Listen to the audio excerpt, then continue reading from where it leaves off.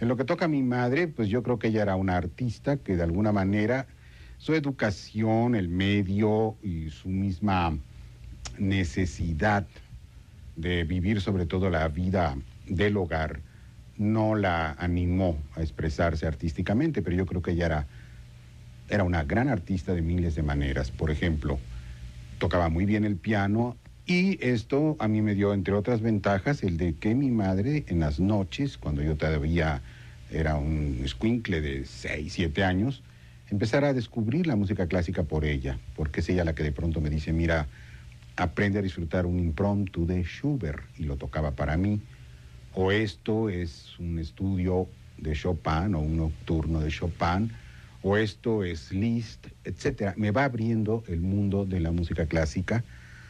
De esa manera, ella toca para mí. Además de que lo hace con la música clásica, también recuerdo, y se lo sigo agradeciendo, que de pronto me decía, tienes que oír también a compositores populares como este. Entonces me tocaba Lecuona, ¿no? Y Lecuona era sensacional realmente. Y enseguida aparecía la cercanía con Lecuona, Agustín Lara. De modo que yo vengo yendo a la suite veracruzana y la suite española y todo esto en piano por mi madre desde muy niño. Pero hay más. En un momento determinado, y como por Veracruz pasaban invariablemente todas las grandes compañías de teatro, de zarzuela, de opereta, etcétera, amén de las de revistas musicales, pues de pronto me decía, esta tarde vamos a ir al Carrillo Puerto para que veas el tercer acto de La Bella Durmiente, Las Bodas de Aurora, que es un ballet de Tchaikovsky que te va a encantar.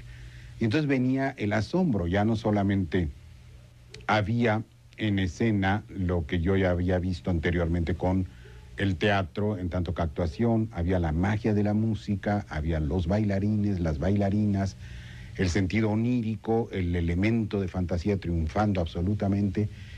Y bueno, para mí este descubrimiento a través de los ballets rusos de Monte Carlo creo que fue definitorio.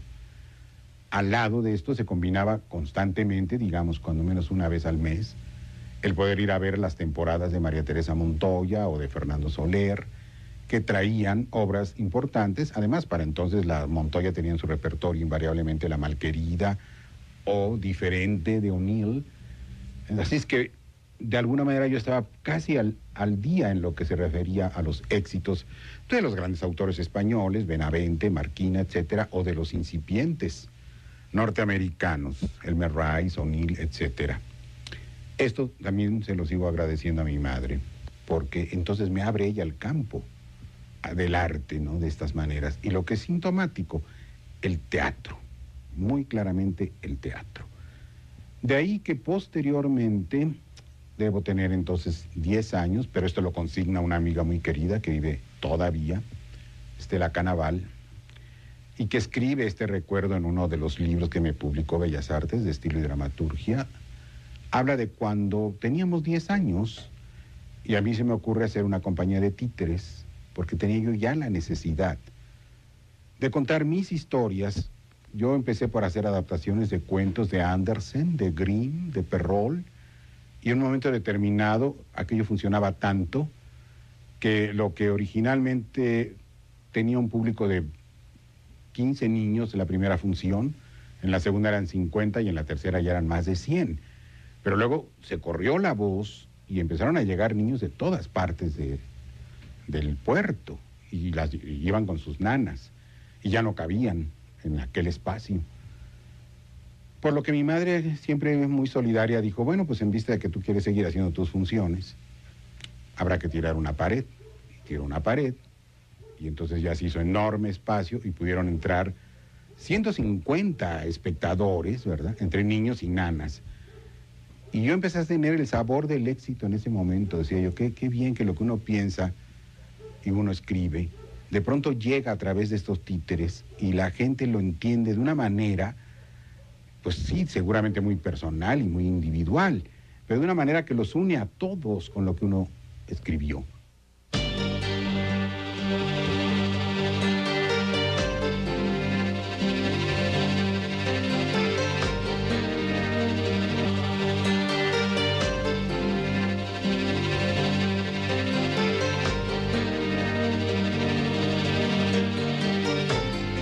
primero que todo, yo estoy en Veracruz ya deseoso de salir porque quiero conocer y hacer muchas otras cosas que no se pueden en el puerto. El puerto no tiene una gran actividad cultural. Y yo quiero ver mucho teatro, quiero ver mucho cine, quiero estar en los conciertos, quiero ir a los ballets, y esto pues prácticamente no se da en el puerto. Y dos, por razones estrictamente de circunstancias, si yo terminaba la prepa en Veracruz, al acabar el quinto año tenía que entrar a la facultad de medicina, yo pensaba desde entonces ya estudiar medicina, que se abría justamente ese año, en el 51. De modo que calculé y dije no, porque entonces ya me quedo aquí y ya se van al demonio todas las fantasías, deseos, ilusiones y demás. Tengo que ir a México. Se lo planteé a mi madre me dijo, yo voy donde tú quieras, y desde luego venimos a dar a México, y en México yo llegué en 1951 a hacer el quinto año de prepa. Y en medicina, en el 54, me nombran director de las actividades culturales de la sociedad de alumnos. Y bueno, a mí se me ocurre que lo primero que hay que hacer es una serie de conferencias, precisamente, de nivel cultural. Voy a ver a Diego Rivera, a Orozco, a Siqueiros, a O'Gorman y desde luego al maestro Ignacio Chávez. Cada uno de ellos, de manera muy generosa, acepta dar una conferencia en la facultad. Y lo hacen. Pero la respuesta es pobre. Entonces, ya preocupado por esto, se lo planteó al doctor Fournier, Raúl Fournier, que era el director de la facultad en aquel entonces. Me dice, pues claro, lo que pasa es que no son las conferencias la forma de atraer al estudiantado a la cultura. Tú debes de darles teatro. ¿Por qué no les montas una obra? Y dije, bueno, pues muy fácil, porque no sé montar una obra, no sé dirigir. Y dijo, pues eres showman natural, deberías de intentarlo. Y entre que le tomé la palabra y entre que pensé, ahora o nunca, es mi oportunidad, decidí, bueno, que fuera una obra muy sencilla, pero a la vez vital, fresca, bien escrita, y esto correspondía a Las cosas simples, de Héctor Mendoza, que yo había visto en el Teatro Ideal. Porque para entonces, desde que llegué a México, me hice muy amigo de la familia González Aparicio, que eran primos de Luis G. Basurto, de modo que invariablemente Luis mandaba los boletos a su tía, la señora González Aparicio, para que fuéramos a las temporadas de autores. De modo que me tocan ver estrenos de Usigli, Basurto, Solana, Cantón, desde que llego. Y entre otros el de Mendoza. De modo que esta es la obra que elijo para montarla. Con los problemas de siempre, en el momento que pongo en el pizarrón, se invita a todos los alumnos que quieran participar en formar el primer grupo de teatro de la facultad, pues se inscriban a tal hora conmigo. Llenaron el cartelón aquel de insultos, fuera maricones, etcétera. Esa fue la primera reacción. Volví a ponerlo todas las veces que lo tacharon y lo quitaron, hasta que finalmente aparecieron para hacer la prueba, lo que hoy es el casting. Bueno, cerca de 120 alumnos, entre muchachos y muchachas. Seleccioné los que me parecían los 25 más adecuados, con lectura previa y pequeñas escenas, y bueno, fue un éxito. Pero yo decía, este éxito no me lo puedo creer, esto es un asunto que se está cocinando entre amigos y familiares de ellos. De modo que, no, esto lo festejan porque son sus amigos y son sus parientes. El que estaba muy entusiasmado era el doctor Fournier y me dijo, esto es muy bonito, hiciste algo verdaderamente sensacional. Pero yo creo que estaba bien y nada más. Y a la semana me sale con la noticia de que, oye, como yo creo que esto está muy bien, ya hablé a la Casa de Francia. Nos dan la sala Molière y ahí podemos llevar la obra. Y entonces yo me acuerdo que dije, ¿cobrando? Y esto que quede claro, yo desde niño he cobrado por mi trabajo, porque yo me acuerdo que cuando hacía las funciones de títeres, cada niño pagaba 5 centavos por entrar, o no entraba. Y los que entraban gratis daban mucha lata. Y eso lo vi desde niño. Dije, el que no paga, no se compromete o no se responsabiliza de estar realmente como público. Está como gorrón. Y esto desde luego es una lata, es un fastidio. Entonces yo le dije, vamos a cobrar. Dijo, bueno, no están haciendo teatro profesional, pero ¿por qué no intentamos un precio, verdad? Y le dije, pues sí, porque finalmente estamos entregando trabajo y el trabajo se paga. Y si usted como médico opera, cobra. Y nosotros por trabajar debemos de hacer lo mismo. Dijo, ese es un buen razonamiento. Y entonces hicimos la temporada en la Casa de Francia y, oh sorpresa, gran éxito. Y una noche, ya muy tranquilo, sin tensiones, porque efectivamente aquello funcionaba, me dice el doctor Fournier, hay alguien que te quiere felicitar. Dije, bueno, pues ¿qué pasa? Yo estaba en el escenario quitando diablas y demás. Y entró el maestro Novo. Se acercó a mí y me dijo, oye, Chato, lo que has hecho es verdaderamente hermosísimo. Y yo me quedé muy asombrado de que a esa autoridad le hubiera parecido así mi trabajo. Dije, ¿usted cree, maestro? Me dijo, mira, es tan bueno, tu trabajo es tan bueno, que te hace acreedor ya inmediatamente a una beca. Te mereces una beca para seguir trabajando. ¿Te gustaría tener una beca para estudiar teatro en la escuela de Limba, la escuela de teatro de Limba? Y pues nada me gustaría más. Pero a mí lo que me interesa sobre todo no es dirigir, me interesa escribir teatro. Dijo, ahí vas a aprenderlo. Para el maestro Rodolfo Usigli, posee originalidad y vigor dramático, así como una grata frescura, que hacen de Hugo Argüelles un dramaturgo singular y renovador. Mientras que Salvador Novo afirmó que Hugo pasó brillantemente de ser promesa a la rotunda consagración. En el teatro mexicano, nadie ha hecho una carrera tan exitosa como él. Fui muy afortunado también en este sentido. En esa escuela, y en el año en que yo estoy hablando, 1956, había todos los grandes maestros de este país dando clases. Desde Sequizano, André Moró, el maestro Gorostiza, Fernando Wagner, el propio maestro Novo, y obviamente Carballido y Sergio Magaña, a los que yo les planteé inmediatamente el deseo que yo tenía de escribir. Ambos me apoyaron, ambos se mostraron muy entusiasmados con mis primeros trabajos, y bueno, al año de estar ahí estudiando empecé a ganar mis primeros premios. Ya con ellos en la mano dije, yo tengo que tomar una decisión, porque si esto es lo que me gusta hacer y parece que sirvo para hacerlo, bueno, pues no quiero seguir en medicina, que finalmente ni me importa tanto, ni la disfruto tanto como esto. Y yo creo que en la vida estamos para hacer lo que nos guste y se vive solo una vez.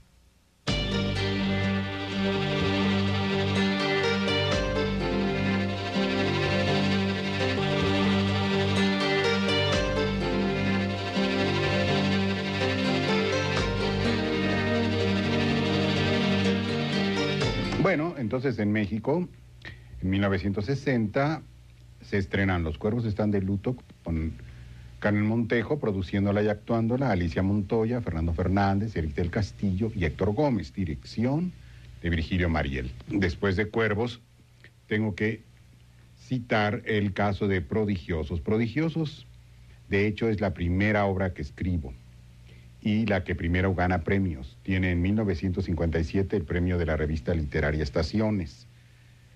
Y posteriormente, esa es la obra que cuando Cuervos está en temporada, le llevo a Enrique Rambal. De modo que Enrique lee la obra, se entusiasma y quiere montarla. Esto sucederá al año siguiente, en 1961. Prodigioso se estrena entonces con la producción, actuación y dirección de Enrique Rambal y la participación de Magda Guzmán, Miguel Córcega, Yolanda Guillomán, en lo que era el Teatro del Músico de Rambal. El Tejedor de Milagros, que escribió originalmente para teatro, va a dar primero al cine. Explico cómo pasó esto. Estaba en temporada Los Cuervos y yo estaba empezando a escribir Tejedor, cuando el hijo de Paco del Villar, que era alumno mío en el CUM, me dice, mi padre ha hecho cortometrajes y desea hacer largometraje ya. Y yo sé que su obra, maestro, tiene mucho éxito. Y me dijo que sería interesante que lo invitara. Le dije, pues mira, que vaya al teatro de mi parte y que entre y que la vea. Y luego ya me hablas y me dices, Pirro, me acuerdo que le decía yo.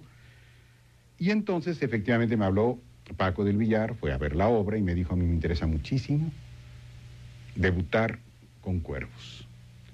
Pero, ¿qué está haciendo ahora? En una plática informal. Y bueno, pues estoy escribiendo otra obra. Me dijo, ¿cómo se va a llamar? Le dije, El Tejedor de Milagros. Dijo, ¿por qué no me cuenta de qué trata? Y claro, le dije, y le conté la historia. Y se quedó de momento así muy sorprendido y me dijo, oiga, es estupenda historia. Y dije, pues sí, por eso la estoy escribiendo, me gusta mucho. Dice, sí, pero yo estoy pensando en otra cosa. Desde luego le compro Cuervos. Y desde luego voy a hacer Cuervos. Pero esta historia me permitiría manejo de masas, manejo de grupos, que es algo que yo quiero hacer para mi debut en cine. De modo que como que es ideal que primero filme El Tejedor de Milagros. ¿Cuándo la termina? Dije, pues no sé, estoy de alguna manera iniciándola apenas. Dice, deme un tiempo razonable. Dije, pues no sé, me llevo 2 meses tranquilamente. Y me dijo, no. Yo tendría que citar a mis productores en 15 días. ¿La tiene lista en 15 días? Y bueno, intentaré. Y como era un estímulo realmente aquel, me fui volado a trabajar a la casa. Ya no salí y durante varios días trabajé horas.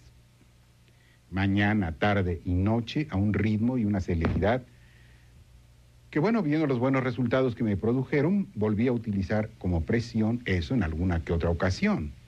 Pero en esta ocasión, en esta vez, terminé la obra, le telefoné a las 9 de la mañana, inmediatamente que había yo puesto la palabra telón, y le dije, ya acabé y sí puedo leer a las 10. Y a las 10 ya estaban los productores, Julio Alejandro y Paco esperando. De modo que empecé a leer y al terminar un silencio, y yo pensé, dije, bueno, si les gustó tenían que haber aplaudido, si no han aplaudido es que posiblemente no les gustó. Y Paco me dijo, usted se espera aquí, era la oficina donde había leído, tenemos junta y ahora venimos. Y me quedé platicando con Julio. Entonces Julio fue el primero que me dijo, esto es una historia sensacional y es muy bella. Y a mí me han hablado porque si aprueban a esta compra, yo tengo que hacer la adaptación. Entonces le dije, mira Julio, a mí, desde ahora te lo digo, si la compran, me parece pues un estímulo maravilloso, pero el hecho de conocerte ya es otro, porque lo que yo quiero es aprender cine.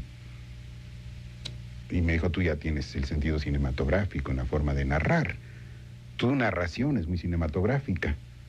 Julio era el guionista predilecto de Luis Buñuel. Colaboraba constantemente con Luis, tanto él como Luis Alcoriza. Salieron como 15 minutos después, ya Paco llegó y me abrazó y me dijo, se compra, se hace y empezamos en una semana. Y Julio dijo, no, empezamos en un mes, que es el tiempo que yo necesito para escribir el guión. Dijo Paco, sí, pero la obra ya trae todas las demandas de producción. Así es que la producción sí la puedo empezar a realizar. ¡Qué nampas! ¡Qué suerte de fregado este, eh! Lástima que hoy no sea Jueves Santo. ¿Por qué? Para que también se jugara la túnica de nuestro Señor. Por eso estamos como estamos. Se entregan a la pasión baja del juego en vez de recordar quién vino al mundo en una noche como esta. Caray, ¿a usted nada le parece bien?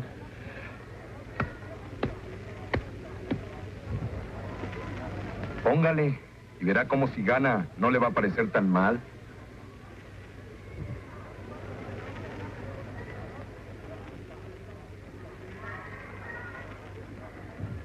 Estoy puesto. Voy al 5. ¿Qué esperan? ¡Apuesten! Éntrenle. ¿No ven que hasta el padre va a jugar?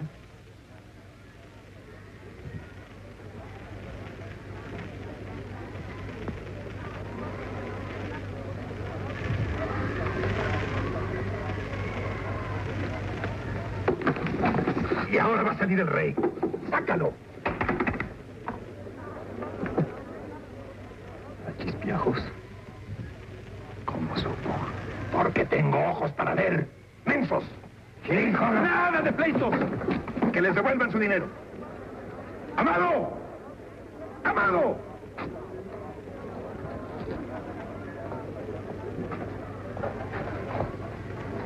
Sácate el dinero de la bolsa. ¡Que lo saques, te digo!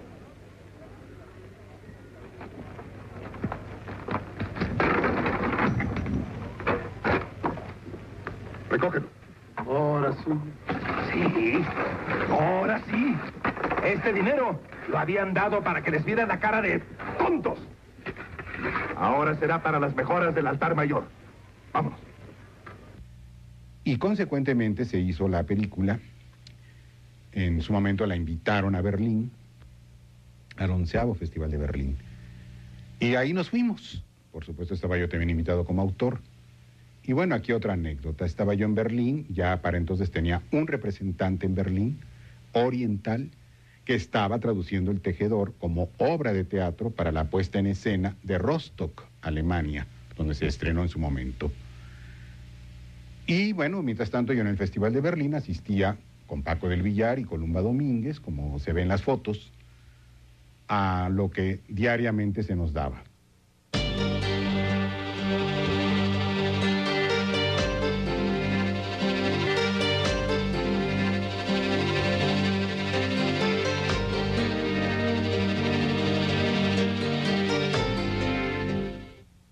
Se exhibe El Tejedor, hay una buena reacción de público y yo estoy bastante contento del asunto. Cuando se abre la puerta del palco donde estábamos Paco, Columba, el periodista que llevaba las relaciones públicas y yo. Y entra Berman, Ingmar Berman. Y con la traductora bilingüe se dirige a Paco y le dice, vengo a felicitarlo. Me gustó mucho la película. Y Paco, bueno, encantado. Y agregó Berman, pero yo creo que lo que más me impacta es la historia. Paco se demudó. Y ya con un rostro serio, en el que no había ni asomo de sonrisa, se dirigió a Berman y me señaló y dijo, él es el autor. Y entonces Berman se me quedó bien, me dijo, qué bueno que desde tan joven está escribiendo cine. Y yo entonces le contesté, pues usted también desde muy joven lo viene haciendo, ¿no? O Suplicio no la escribió a los 23 años. Y entonces Berman sonrió y dijo, sí, qué bien enterado está de mi trabajo. Me dijo, le dije, me gusta muchísimo. Dice, pues sabe, a mí me hubiera gustado dirigir su historia. Y le dije, no diga más. Esa es una frase que me quiero llevar para siempre. Y al año siguiente ya se hizo Cuervos. Pero mientras estaban haciendo Cuervos, mientras filmaba Paco Cuervos, me habló Ernesto Alonso. Yo ya había regresado de Europa, quiere decir que estamos hablando de 1963. Y me dijo, a mí me interesa mucho tener tu estilo para la televisión mexicana. Y le dije, pero Ernesto, a mí lo que no me interesa es hacer telenovelas. Yo te haría una propuesta contraria. Y me dijo, ¿cuál? ¿Por qué no hacemos una antitelenovela?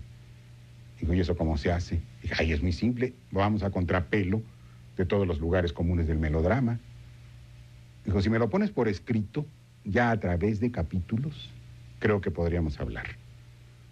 Fui a mi casa, escribí la historia a grandes rasgos, el argumento, y un par de capítulos. Le hablé a la gente que ya para entonces estaba haciendo mi teatro, esto es Rambal, La Montejo, La Guilmain, que ya empezábamos entonces a tratarnos, y les dije, quiero que me ayuden en una lectura para Ernesto Alonso con unos capítulos. Y ellos dijeron que sí. Llegó el momento y en la casa de Ernesto Alonso, en la cena correspondiente, leímos los 2 capítulos aquellos. Ernesto abrió de pronto una puerta y me dijo, quiero que los oiga la actriz que yo quisiera también supiera de este plan. Y entró Amparo Ribelles. Yo me sonreí y dije, pues es una señora estupenda, ¿no? Y dijo Ernesto, bueno, así como tú traes tus actores, yo tengo mi actriz, ahora empecemos a trabajar. Leímos los primeros capítulos de Doña Macabra. Ya en el segundo, Amparo dijo, ¿me dejas leer? Y dije, claro. Empezó a leer, lo hizo espléndidamente.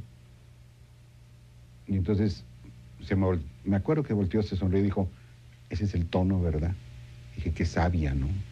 Porque una actriz que ubica el tono de entrada pues tiene una sabiduría increíble, y ya lo demás es sostener el tono con las inflexiones, matices, etcétera, ¿no? Y dije, pues qué sabia es.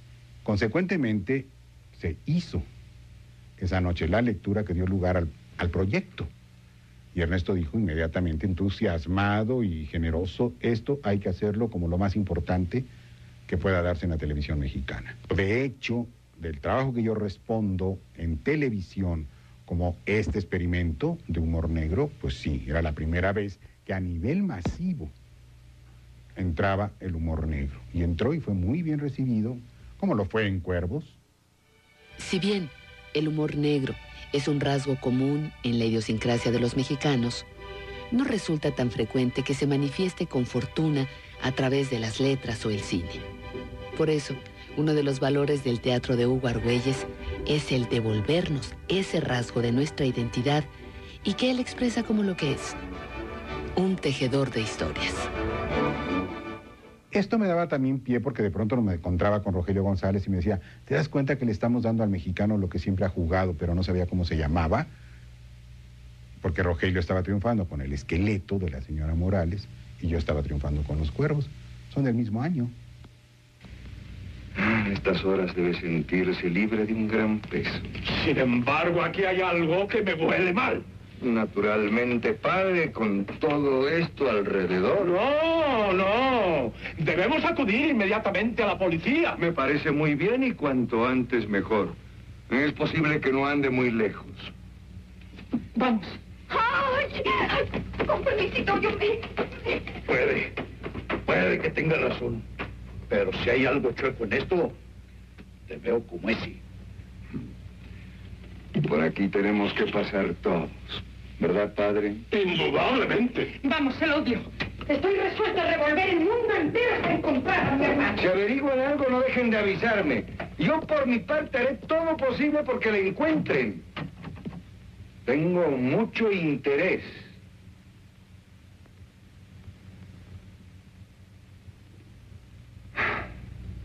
Al fin, solos. Una noche cenando en Sambors, me dice Luis Jimeno, la Guilmán quiere una obra tuya, te anda buscando, urge que te comuniques con ella. Entonces yo le hablé y le dije, ¿me dijo esto Luis? Y me dijo, sí, Hugo. Tengo apoyos para poder producir. Y de producir algo, yo quisiera producir algo tuyo. ¿Me puedes escribir una obra? Me llevó más o menos 2 meses escribirla. Hay una muy precisa recreación de época. Me documenté bastante. Y La Dominga del Parián está hecha muy cercana a Ofelia. Y La Ronda de la Hechizada fue una obra pues, llena de premios, inauguró la Olimpiada Cultural. Y en su momento también, esto debo contarlo, debía haber ido al cine. La Ronda de la Hechizada sigue su camino y yo estreno La Dama de la Luna Roja con Elsa Aguirre. Esta es una obra que va a durar, es la primera obra mexicana que dura en el Xola 200 representaciones. Y entre tanto, me acuerdo que una noche llegó Ofelia Guilmán a la casa y me dijo, tengo una invitación de Fidel Castro para irnos a Cuba. Y yo pensé que con La Ronda de la Hechizada, que eran 25 personajes. Y me dijo, no, tenemos que irnos con solo 7. De modo que, ¿por qué no piensas en una nueva obra? Y dije, ay, sí, mira, ¿por qué no me pones un 20 y como Rocola sale la obra, ¿no?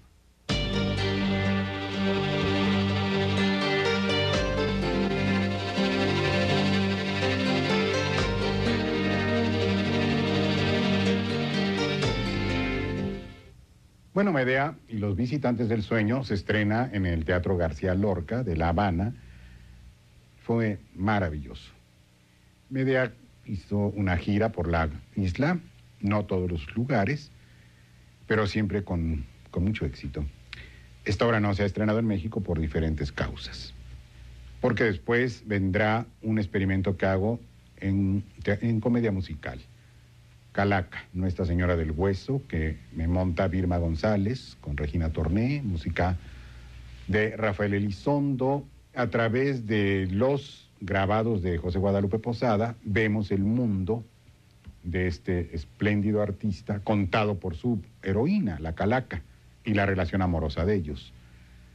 La música era sensacional y definitivamente quedó como un experimento dentro del musical y posiblemente sea el primer musical mexicano. Viene después el estreno del Cocodrilo Solitario del Panteón Rococó, que me monta de manera espléndida Julio Castillo con la Compañía Nacional de Teatro de Bellas Artes. Posteriormente en Jalapa estreno El Retablo del Gran Relajo, otro musical, y en México con Chachita y Birma, Los Amores Criminales de las Vampiras Morales, que dirige brillantemente Gerard Willier. Después ya con Lilia Aragón y Pilar Pellicer y Manuel Ojeda, Los Caracoles Amorosos. Ya estamos hablando del 88. Después vendrá mi primer trabajo sobre tragedia, Los Gallos Salvajes. Y de esto, desde luego, mi constante agradecimiento a Sergio Bustamante, este magnífico actor, que hace un trabajo notable y excepcional del personaje protagónico. Luego, claro, la versión teatral de Doña Macabra, esta con La Montejo y María Teresa Rivas, y luego vendrá Escarabajos.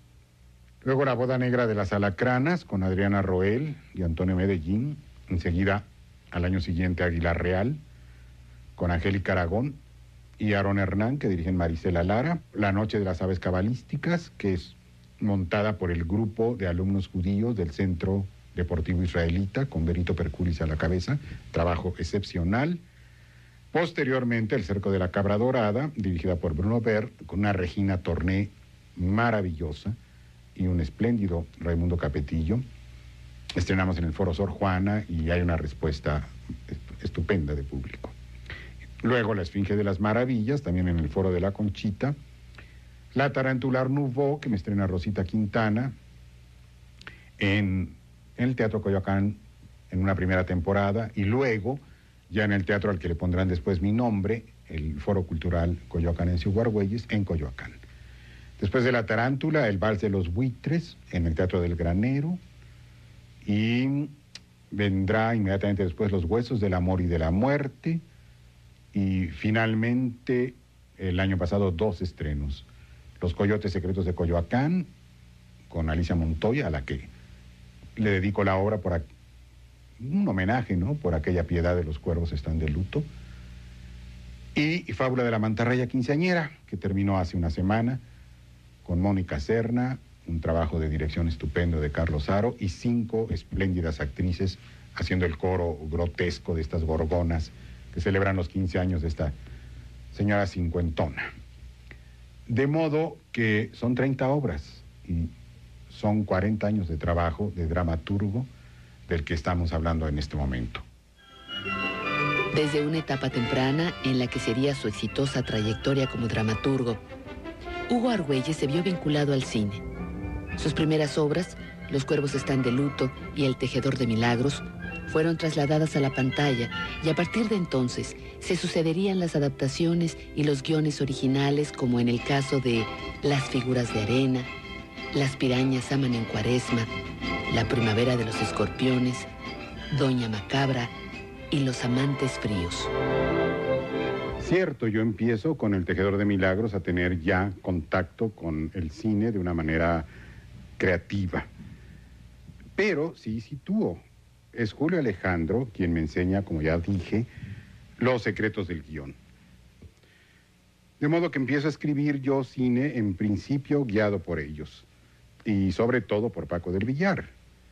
Posteriormente, y debido al éxito de estas 2 películas, me va a hablar Gregorio Wallerstein, y empiezo a tratar a este hombre de cine, este gran productor, que, debo decirlo, desde la primera plática se establece un muy buen contacto, y él es un señor, todo un caballero, que me explica que lo que quiere es hacer buenas películas y que por lo tanto él sabe que si hay un buen guión se puede dar una buena película.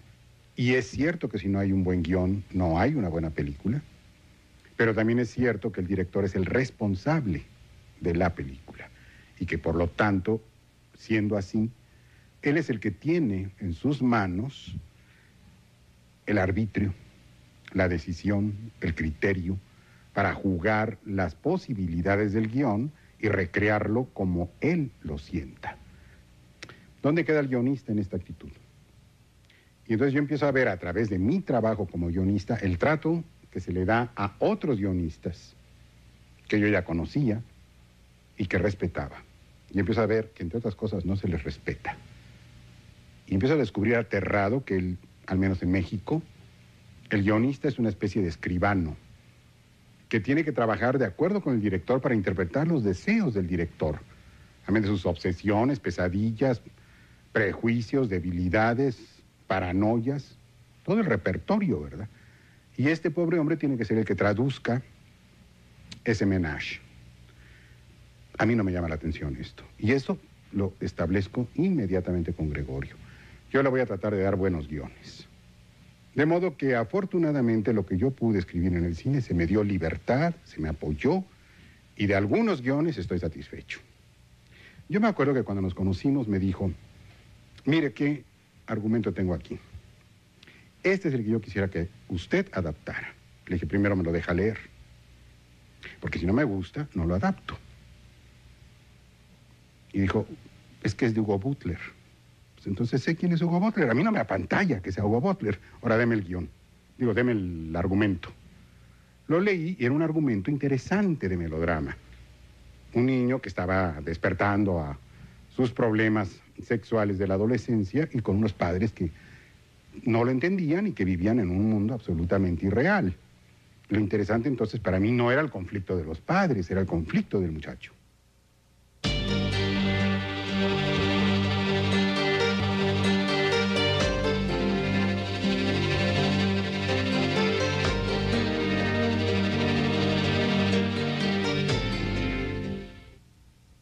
Y me acuerdo que se lo planteé y le dije, mire, yo haría el desarrollo de la historia del muchacho. Los padres, desde luego, inevitables, ahí están provocando toda una serie de tensiones. Pero la historia de los padres a mí no me interesa. Que si se pelean, que si se contentan y que terminan bien, bueno, esa es la fórmula de Hollywood, de Butler.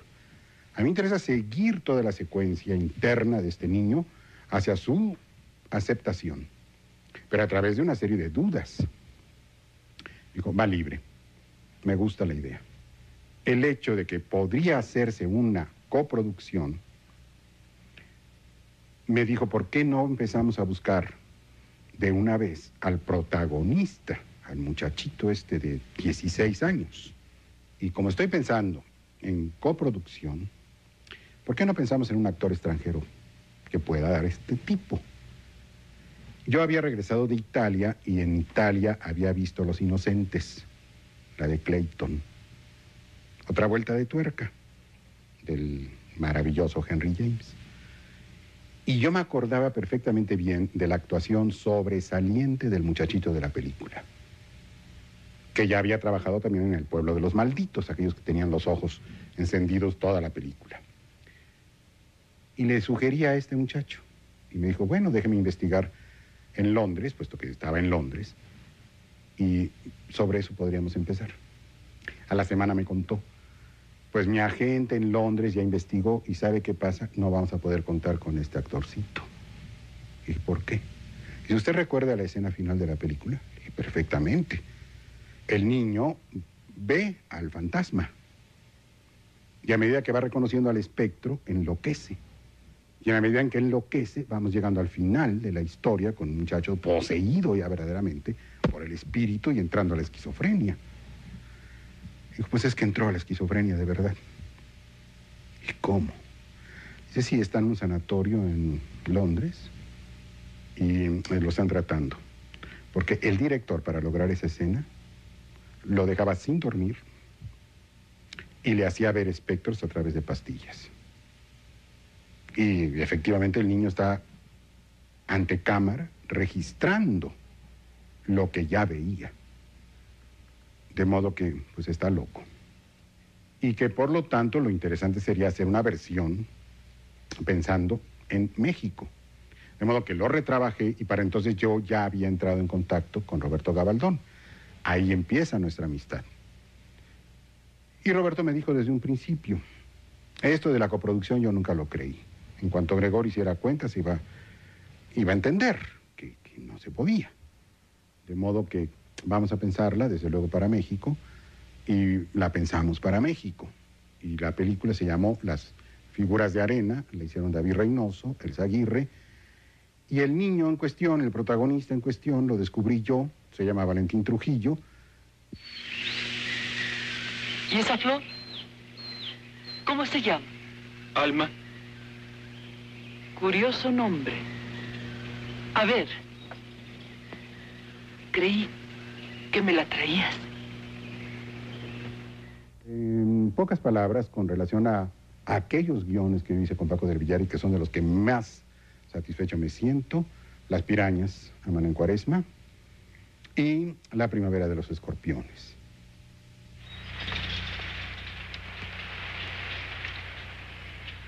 Mira, hay más y más.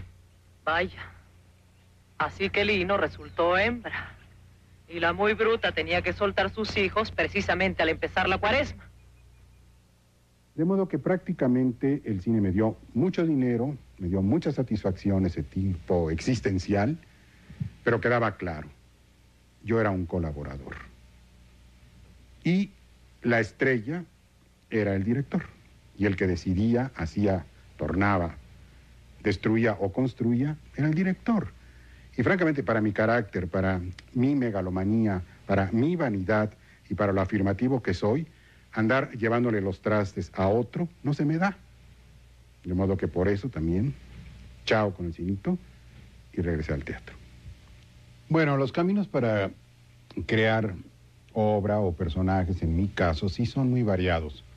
Así que lo primero que hago es que me busco el sitio ad hoc. Como ustedes ven, la casa la tengo inventada para eso. Tengo espacios que me permiten amplitud y tengo otros que me asfixian, que me ahogan, entre comillas, ¿no? Porque si no, no viviría yo aquí. Evidentemente los tengo como estímulos visuales y ambientales, que establezco una relación muy profunda, muy estimulante, muy enriquecedora con esos personajes que ya no son abstractos, que ya no son nada más invención, que empiezan a cobrar vida y una vida autónoma. Duermo y de pronto en el sueño empiezan a suceder algunas escenas. Y yo estoy dormido y las estoy disfrutando, pero estoy asombrado de lo que está sucediendo. Y digo, esta es la historia que yo quisiera contar. Lo mejor es que la siga. Y la sigo. Y entonces ocurre que llega el momento que despierto. Y casi siempre despierto en algún momento climático. Quiere decir que el inconsciente está trabajando independientemente de mí. Por lo tanto, yo no soy más que el espectador del trabajo de mi inconsciente. Y cuando yo despierto, me asombro y digo, es que no puede ser. Es tan perfecta entonces esta manera de trabajar del inconsciente que ella tiene armado, organizado, hasta así en continuidad. La fábula, pues es, al menos en mi caso. Por eso ya después, cuando yo ya dirijo teatro, mucho después, cuando yo ya lo escribo, y por supuesto cuando ya estreno y veo lo que sucede, pues no tengo la menor duda. Esto es lo que yo quiero hacer en la vida.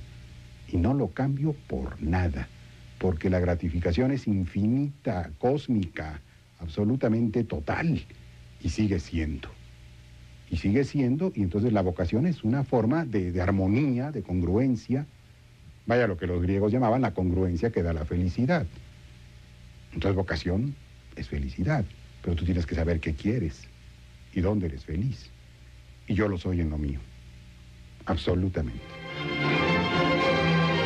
Hugo Argüelles, el dramaturgo, maestro del humor negro, experto en diseccionar el intangible del ser humano, aquello que ni psiquiatras ni sociólogos son capaces de encontrar, porque Hugo Argüelles transforma los sueños en la realidad de una obra teatral que a su vez reinventa situaciones y caracteres a través de un juego mágico en el que la ficción y la realidad se entrelazan y confunden.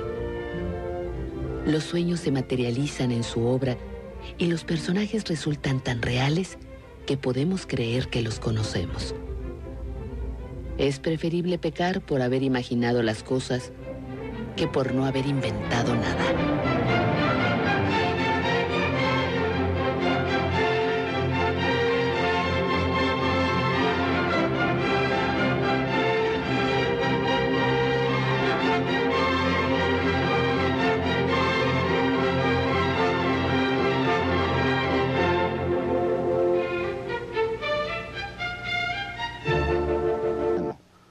cama es la que ha escrito los grandes descubrimientos.